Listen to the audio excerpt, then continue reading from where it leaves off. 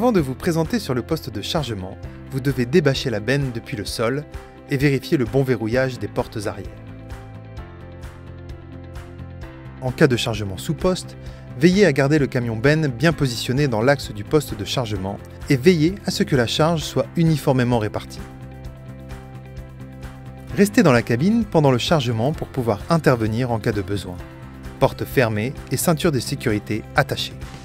En cas de chargement à l'aide d'un engin, présentez-vous face au chargeur et respectez les éventuelles consignes de l'opérateur, notamment pour le placement de votre camion. Durant des opérations de chargement et de déchargement, vous devez obligatoirement vous trouver à l'intérieur de votre cabine, ceinture de sécurité attachée.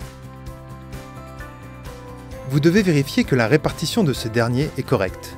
Un chargement mal réparti peut provoquer un basculement lors du déchargement. Vous avez obligation de procéder au bâchage si les matériaux transportés l'exigent.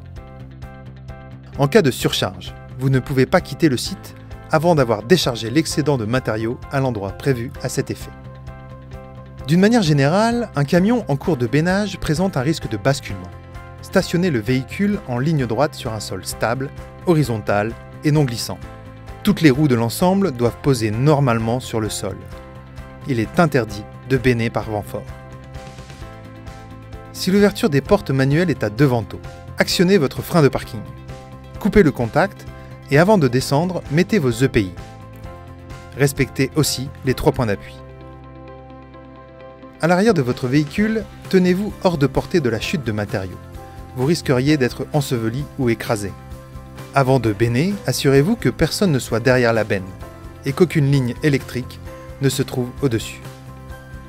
Sauf en cas de présence d'un portique anti-renversement, il est strictement interdit de décharger à côté d'un autre camion. Pour cela, vous devez respecter une distance minimum de 15 mètres. Si une anomalie survient au cours du déchargement, vous devez impérativement descendre la benne avant d'intervenir. Il est strictement interdit de déplacer votre véhicule tant que la benne n'est pas complètement descendue. Et en quittant le site, respectez le code de la route.